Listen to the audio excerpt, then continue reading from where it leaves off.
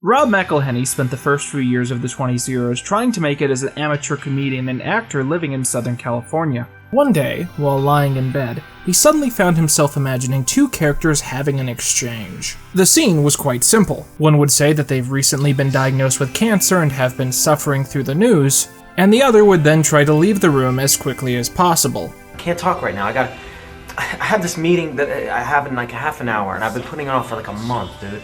This concept proved funny enough that he invited some of his friends to shoot a joke pilot intended just for them. Shot on several VHS cameras, the piece was entitled It's Always Sunny on TV, and was a satire of the conceited wannabe personalities which can often be found lurking near Los Angeles. Shockingly, the group eventually managed to get the pilot pitched to Fox, who allocated the off-the-street creators little more than pennies to produce an entire season under one simple condition: that the show be set somewhere other than LA, because every show is set in LA. And so the setting moved and the characters' professions were changed from actors to the owners of a bar. But the show kept the most important factor of the original pilot, that its main characters are narcissistic monsters who ruin everything around them. In short, It's Always Sunny in Philadelphia is a show about the worst people you could possibly imagine. The concept is laid out like this. Mac and Charlie are childhood friends who grew up in the lower working class, and Dee and Dennis are siblings who grew up in an incredibly wealthy household. Because of this, Mac and Charlie's stories are usually defined by a sort of childish stupidity, while Dee and Dennis's plots surround them being very selfish, entitled, and corrupt. The four went to high school together and purchased Patty's Pub during a period of economic recession. Some episodes feature the cast having some disagreement over a topic or development as they go their separate ways, and other stories feature them trying to pull off elaborate plots to either get rich quick or bring more people to their bar.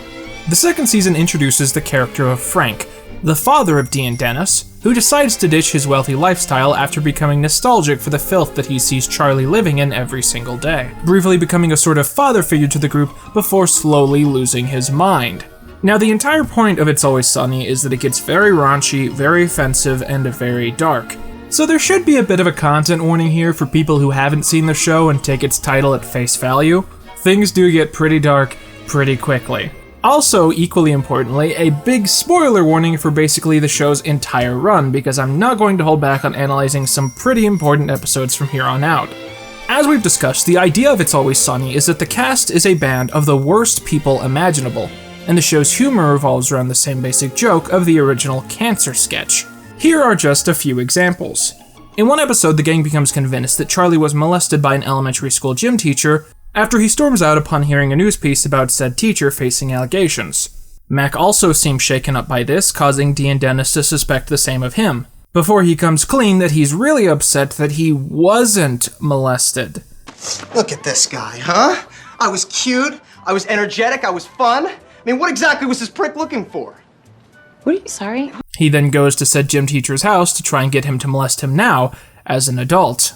Dee discovers a man she used to bully in high school for being disabled is now a man of the faith and is on a path to success. She becomes obsessed with the fact that she suddenly can't have him, and tells him to quit the faith and to be with her. After he does this, she tells him that she didn't really mean it, and this sends him on a terrifying spiral that leads to the gang pushing him from being homeless, to being addicted to hard drugs, to being deformed, and it only gets worse from there.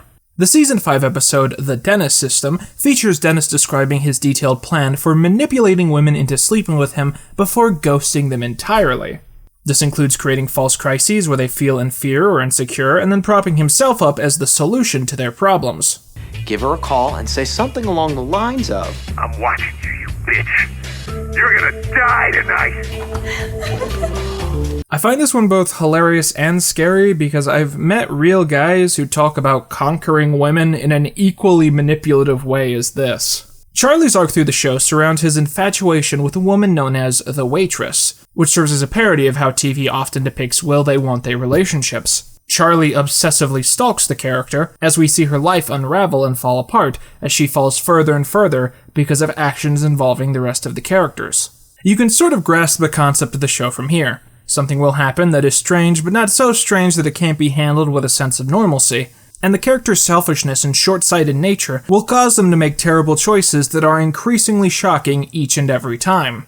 The reason I wanted to do a video talking about It's Always Sunny is for two main reasons. First of all, it gave me an excuse to rewatch random episodes as I pretended that it was definitely something I needed to do for work. But additionally, I want to highlight how the show's greatest strength is using the tropes of its genre to further its goal of depicting the worst characters of all time. It's Always Sunny in Philadelphia is a sitcom, which means that it's defined by one thing: monotony. Sitcoms are designed to be self-contained stories featuring memorable characters doing funny things. This is for the very simple reason that they're meant to be placed into syndication, so each episode has to stand on its own, with the same setup, the same cast, in the same setting, without any major changes to the formula. An obvious parallel is the show Cheers, which also features a cast of memorable characters working in a bar, serving the same customers every day and having very predictable interactions with everyone around them. This is, of course, until the end of season 1, when it's revealed that Diane has been in hell the entire time. Every scene in Cheers, at least from what I've seen, is set in one of the rooms of the bar, meaning that the characters aren't allowed to evolve to a point in their lives where they wouldn't be in a bar every single day. So they're either a waitress forever or an alcoholic forever, and whichever one is worse, you take your pick. But more importantly, when a character does something bad, like assault a customer, they face no repercussions and are still working at the bar as the next episode rolls around. In the world of sitcoms, there's this concept of both good and bad guys in the show being karma Houdinis, meaning that even if they make a mistake or do something blatantly evil, they never face any damages for their actions and everything goes back to normal the moment that it can. Every cartoon boss is always committing fraud or being outright evil, abusing their workers and committing literal crimes. But it's more important for these shows that the same setup be there next week than for there to be any sort of satisfying conclusion. Repetition becomes more important than the right thing happening. The insistence of the creators and the audience to keep everything exactly the same creates this very parasitic conditioning for the people on screen. When every story is self-contained, maturity and insight can become impossible. And it can all become quite sad when you think about it too long. The point that I'm getting at is this. When you actually start to apply personality traits and emotions to characters rhythmically doing the same things each and every day, 5 separate things come to mind: abject innocence, vast unhappiness, massive insecurity, rampant egocentrism, and Danny DeVito is a man-cheetah. The cast of It's Always Sunny in Philadelphia begin to have their characteristics defined not by where they began, but by the pure nature of the fact that they can never change or evolve. Ted Danson recently joked that there could never be a Cheers revival because it would be really sad to see this same cast of characters be working in the same bar in their late 70s. And I think this exact thought is what It's Always Sunny has brilliantly managed to capture during its long run. And I was worried that you were going to spend the rest of your lives in a crap bar. Nah, we're killing it. In the early seasons, it's almost sort of understandable how a group of poorly raised 20-somethings living in a post-recession America would be a little undeveloped or sort of selfish. And you get the feeling that someone else might have ended the show early, giving it a finale that had all these characters turn out to be better people in the end. But instead, the show has boldly marched on, going out of its way to highlight just how depressing it is that these people are still acting like this, despite being pretty far into their 40s at this point. Like Cheers, the show still needs the characters to be working at this bar in order for the format to work. But unlike Cheers, It's Always Sunny goes out of its way to make that factor a defining aspect of their lives, and not just a quirk based around the show's writing. My favorite gag in the series is whenever characters will find themselves repeating jokes and key moments, leaving the audience to vaguely remember those past jokes and wonder, wait, have I seen this one before? Only for one of the characters to then make a very similar comment. Who am I supposed to vote for? The Democrat who's going to blast me in the ass, or the Republican who's blasting my ass? Politics is just all one big ass blast. This doesn't all sound familiar to you guys? Season 13's opener is perhaps one of the most interesting stories in an ongoing series that I have ever seen, both serving as a meta-analysis of how some sitcoms change with time, and also how the cast of the show refuse to, and how it really hurts them more than it helps them. The previous season had ended with Dennis seemingly becoming attached to a son he accidentally bore off screen, then leaving the show to become a father, and, by the looks of it, a better person. Cindy is then introduced as the replacement to Dennis, a second female member and the first person of color to serve as a main character. Cindy fits the group dynamic perfectly, And for the first time in a while, the gang seems like they're going to actually successfully pull off a scheme, with each member acting pretty competently. Look, D looks good. Frank's killing it on the tuba. We might actually be able to pull this thing off. I think we're gonna do it. But this all starts to change when the sex doll version of Dennis, which Mac had purchased earlier, don't ask, begins to have an effect on the rest of the gang, as they all become anxious, insecure messes as they believe that they can hear the doll criticize them. The cast's individual dysfunction is born not from within themselves, but from their personalities coexisting in the same space. And despite Cindy being a welcome member of the group who helps them operate, the moment that Dennis appears back into their lives, they immediately reject her from the dynamic and go back to living their lives in the exact same heavily flawed way. Speaking of Dennis, he's a character who exemplifies another great factor of why the show works so well, that being how he changes over its course. I know it probably seems pretty contradictory for me to say that the show is bound by its lack of change while also saying that change is an essential part, but I promise that these two things very much belong together. At the start of It's Always Sunny, Dennis is an egotistical ass who gets the group into bad situations due to his lack of level-headedness and his selfishness. But as the series goes on, he's revealed to be far, far worse than that. He becomes abusive, vindictive, and intent on holding absolute power over the rest of his friends. And by the end, he sort of loses almost every positive human quality that a person could strive to have. The Season 8 episode Charlie Rules the World is a turning point for the show in this regard. In it, Dennis briefly has a disagreement with the rest of the gang about whether video games are worthy of investing time into. And he finds himself frustrated with the sudden lack of power that he has over his former subordinates. This is until he enters a sensory deprivation tank and finds himself vividly seeing his own reality. In this place, he comes to decide that he is God, before he is forced to go down on a British version of himself. This scene defines Dennis's characterization throughout the rest of the show, a mix of self-satisfaction and literally believing himself to be deserving of worship as a golden god. Many terrifying scenes featuring the character have led to a fan theory that many of the murders mentioned throughout the series were in fact committed by Dennis, very similar to the Toby Scranton Strangler theory known by fans of The Office. But unlike The Office, I think that there is some real basis to this here. Because in the case of It's Always Sunny, the showrunners really seem to want to get as close as possible to the idea of him being a full-on serial killer. As if it's not really fun if he actually is one outright, but just that the direct possibility of it being true is the greatest realization of the show's potential. I swear you would be of more use to me if I skinned you and turned your skin into a lampshade, or fashioned you into a piece of high-end luggage. I can even add you to my collection. Are you saying that you have a collection of skin luggage? Of course I'm not, Dee. Don't be ridiculous. Think of the smell. You haven't thought of the smell, you bitch! Dennis's transformation from a guy with an ego to an inhuman rage monster one step away from killing everyone he knows is a perfect representation of the sitcom trope known as Flanderization. Flanderization is named after the character Ned Flanders, and is based around the principle that any character who is in a comedy show long enough will become increasingly more caricatured and outlandish in how they're presented. I think a better comparison for the idea is actually Homer Simpson, who, while portrayed as a dim-witted yet devoted family man in Season 1, has only become more stupid and mean-spirited as later seasons have gone by. Someone in my Discord group aptly compared this phenomenon to the release of dopamine in the brain.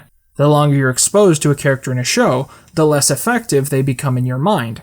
It's less that the characters change as the show goes on, and more that their personas become more concentrated over time. Think Kevin from The Office, think Britta from Community. If you've seen either of those shows, you know exactly what I'm talking about. As an example related to the topic of today's video, in the very first episode of the series, The Gang Gets Racist, Charlie can be seen being very smart and socially competent, and, more importantly, reading a book. While this doesn't seem very important to anyone watching the show for the first time, by the 8th episode of the second season, Charlie's near illiteracy is a defining character trait. Read the words you wrote. Hello, fellow American. This you should vote. Me. I leave power. Good. Thank you. Thank you. This is brilliantly addressed very subtly in the Season 9 episode Flowers for Charlie, where Charlie leaves for other adventures and other characters are left to do his jobs around the bar, inevitably ending with all of them getting poisoned by the literal toxicity of so-called Charlie work, and surpassing him in terms of temporary brain damage. You stupid science bitches couldn't even make my friends more smarter. Numerous episodes, such as The Gang Tries Desperately to Win an Award, have used the bar as a direct analogy to the show itself. I like the chemistry that the staff have. Oh, did you guys see that charged moment between Greg and Amanda? She's got a boyfriend, but I think she and Greg should end up together. Ooh. I'd like to come back next week to see if they do. So it's pretty clever to retcon that Patty's Pub has literally been affecting the minds of the characters over time, just as the showrunners have in the real world. One of the more interesting ways that this has materialized is through the characters Dee and Frank. Drawing a confession out of someone is like doing a beautiful dance. A beautiful dance with a chainsaw. He makes less and less sense as the days go by. At the start of this video, I described the gimmick of the show that the main characters are the worst human beings imaginable. That isn't entirely accurate, as at their respective introductions, Dee and Frank are meant to be foils to the other cast's antics. Dee was the straight woman who told the other characters to calm down, and Frank was the older father figure who attempted to get the cast into some sort of feasible ship shape. It's sort of strange to go back to stories like the First Gun episode, which features a scene where the three guys trick Dee into leaving so they can continue being outrageous without her moral policing, considering how bad things get from there. Dee was originally defined solely by being the person in the group who could tell the others that they were being outlandish, and thus was far from the most interesting character. It's a big twist to see her get involved in big stories like the underage drinking episode, where she slowly but surely started getting into just as many horrible plots as the rest of the cast, defined now by a seething insecurity that festers on everything around her. Frank, meanwhile, is a case where he was, again, intended to be this older figure who would come in and try to be a semi-father figure to the cast. But in the finale of Season 2, Frank finds out that Dee and Dennis are not his biological children and has a public breakdown. My life is a lie! My life is a lie! Somebody's gotta get stabbed! Somebody's gotta get stabbed! By Season 4, a near-senile Frank is role-playing with a fake doll of Charlie, don't ask, in an extremely disturbing display. And by Season 6's A Very Sunny Christmas is seen crawling out of a couch entirely naked in what is perhaps the most iconic image of the show's entire run. If anything, Frank's role in the show winds up being as the most demeaned and disgusting of the cast, along with serving as the never-ending pile of cash where the other characters get funding for each of their entirely stupid plots. And finally, we have Mac. Mac is interesting because he's a guy who could most easily escape from the show, to put all of these terrible people behind him and to live a good life. But he chooses not to. And that choice is one that constantly makes him unhappy. Mac's first storyline is started in Season 1, when he starts up a relationship with a woman named Carmen. Now, I believe Carmen's role in the show is of one main thing. She is someone who makes Mac happy, who he feels good to be around. But he constantly is cautious of that because Carmen is also trans, and he fears that his friends will mock him if they ever find out that he is seeing her. Of course they do, and his lack of attention and disrespect causes her to leave him and never come back. Now, at this point in the character's history, he was written to be straight in many storylines, but as the show went on, his constant homophobia and overt Christian hearkening caused the writers to choose to make him a closeted homosexual. I think this is another example of Flanderization to some extent, and I'm only bringing this up because I think that it's important that we view him dating a trans woman as a straight man and being a closeted homosexual as two completely separate storylines. Otherwise, one sort of sullies the other. With that disclaimer out of the way, Mac's nature of being stuck in the closet and having to force a heteronormative image is another factor that makes him perpetually unhappy throughout the show. This coupled with his overt infatuation with Dennis, a situation that becomes more uncomfortable as time goes on. Mac coming out has been one of the only changes that has eventually become permanent, and I must also say, one of the only things to be done with any sort of taste, with the latest episode of the show dealing with Mac's relationship with his father, his faith, his sexuality, and doing so in a gorgeous way that might be one of the show's only completely unironically beautiful and resonant moments. But again, as long as these characters continue to be around each other in the same setting every year after year, they're cursing themselves to a life of total repetition, where they don't change, they don't move on, they don't get better, they just get more concentrated as every moment passes. Now, whenever you have a show like this that is built around a character who isn't intended to be likable, or is meant to represent a certain terrible group, you're always risking the potential of running into what I like to call the Filthy Frank effect, where the intended audience idolizes the flawed character instead of recognizing him as a parody.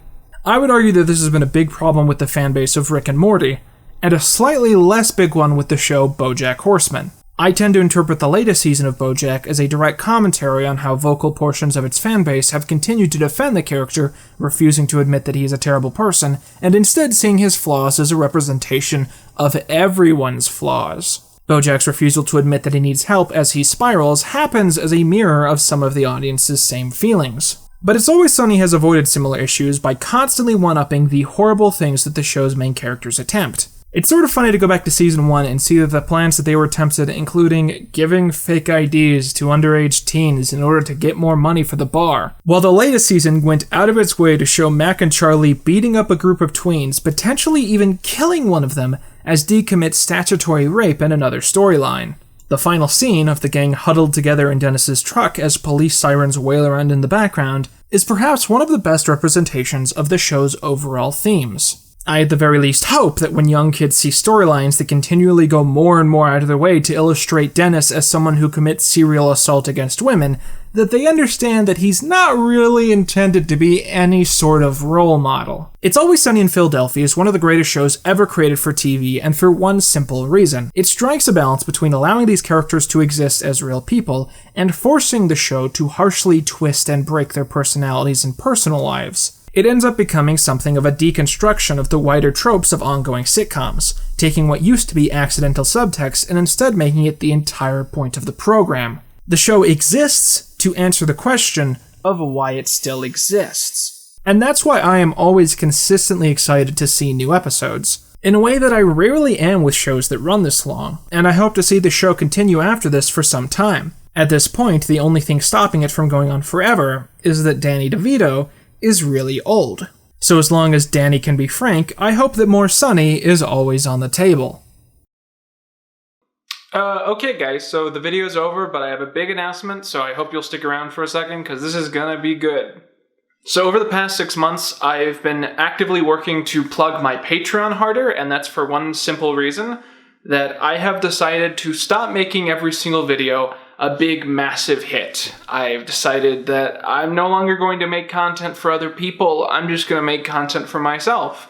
This will often mean that YouTube will plug my stuff less often, or they'll send it to the wrong sorts of people, and that's just really a repercussion of me trying to be me on a platform like this. And so I've been trying to get people to support me on Patreon, because that's the one way to gain income as a creator, which doesn't have any of that other stress, where you don't have to worry about view counts or ad rates. You can just gather support from, a grassroots campaign. And the best way to gain and sustain a large group of patrons more quickly than normal is to set incremental goals with rewards that people really want. I've set quite a few of these. 2 of them are Garfield themed that I think you guys will be interested in, but the one that I'm sure will pique the most eyes is the one which is most rapidly approaching, and that is, if I get 185 supporters, I will make a video about the movie To Boldly Flee.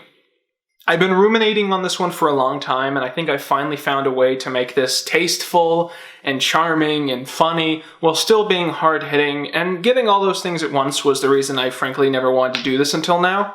At the time I'm recording this, I have less than 15 patrons until we hit this goal, and I frankly believe that by the time I finish this video, we'll surpass that, but I'm hoping that once that happens, we'll continue that slope. Partially for the selfish reason that I enjoy paying my rent, and also because I really want this video to be a big, massive occasion. It's probably going to be close to an hour. I want it to have like a bunch of scripted out scenes. I want it to be something like my old Timmy Turner reviews, very long videos that have a lot of comedy, and that's going to be a lot easier to pull off financially if I just have more backers really supporting me in this project. I'm also considering that once we hit this goal, I might start streaming the movie in chunks, like on Fridays or something, but that might get awkward very quickly, so I can't make any promises there. So my Patreon tiers are as follows. If you pledge $1, you're going to get access to all my exclusive Patreon posts, That's usually like early scripts that I'm working on, early drafts of videos that I often post. If you pledge $5, you end up in the Patreon credits roll, which is playing at one side of the screen right now. If you pledge $6, you get an invite to my private exclusive Discord group where I often like ruminate on how I'm unhappy and post scripts and that sort of thing. This is very limited right now. And if you pledge $45, I will send you my bathwater. I feel like pointing this out is a little tacky, but I also want to add in that the more you pledge, the higher in the credits you get. So the people that pledge only $5 actually end up at the end of the credits, and the people who pledge like a higher amount get further up in the credits. So like the first name in this credit sequence right now is someone who pledged $20. And then whoever is the highest pledge is the last name, and I give them a special compliment. Once you're at the highest, you're at the bottom. I know that's confusing. If you're interested in supporting me on Patreon, that would mean so much. But even if you're not, just like you watching right now, giving the video a like, hitting that subscribe button, just you doing all that, like it honestly, like it means so much. All the people who follow me on Twitter and interact with me, like it makes this all worth it. In like an era of my life where, you know, it could not be worth it. Like you guys make it fun. And so I'm just grateful for anyone that stops to click on a video, you know, even if it's this one. With that, I've been Quentin Reviews, and that's all you need.